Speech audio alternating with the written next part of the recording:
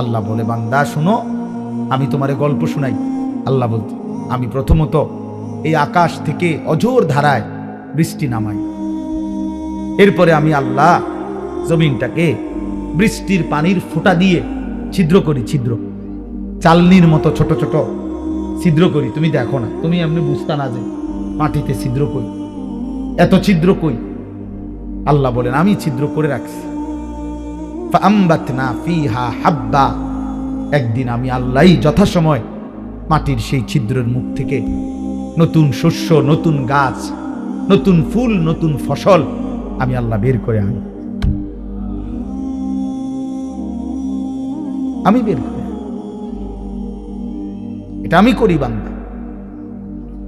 ওয়া আনজালনা মিনাল মু'সিরাতি মাআন সাজ্জাজা লিনুখরিজা বিহি হাব্বান ওয়া নাবাতা। আল্লাহ বলেন, আমি সাদা মেঘমালা, জমাট মেঘ, ওইখান থেকে আমি বৃষ্টি নামাই। সেই বৃষ্টির মাধ্যমে আমি তোমাদের জন্য শস্য, বীজ, উদ্ভিদ, গাছ, আমি সবকিছু বের করি, উৎপন্ন করি।